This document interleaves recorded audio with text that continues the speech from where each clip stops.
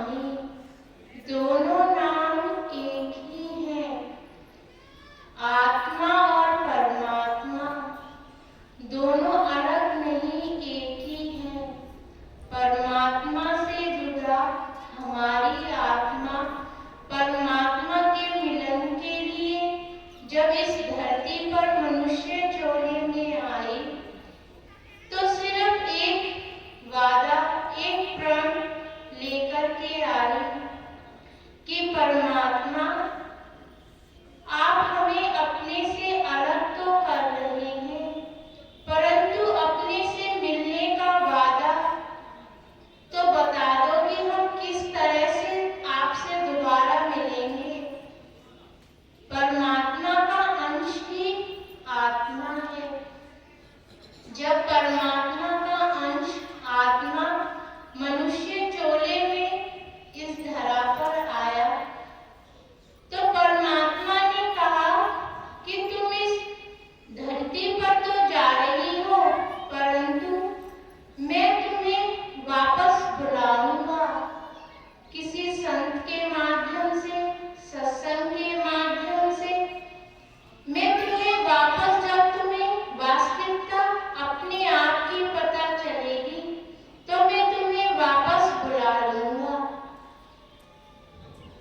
जब ये परमात्मा से जुदा अंश, उसकी आत्मा कभी आदमी के रूप में, कभी स्त्री के रूप में जब आई, आत्मा स्त्रीलिंग है, चाहे वो पुरुष के अंदर हो, चाहे वो स्त्री के अंदर। आत्मा को स्त्रीलिंग कहा गया है क्योंकि आत्मा परमात्मा का अंश, वो आत्मा जब इस धरती पर आई तो अपने परमपिता परमेश्वर से वादा लेकर के आई कि हम किस माध्यम से तुम्हारे पास दोबारा आएंगे, आपको याद कैसे रखेंगे। क्योंकि जब ये आत्मा बच्चे के अंदर, माता के गर्भ में जब बच्चा होता है,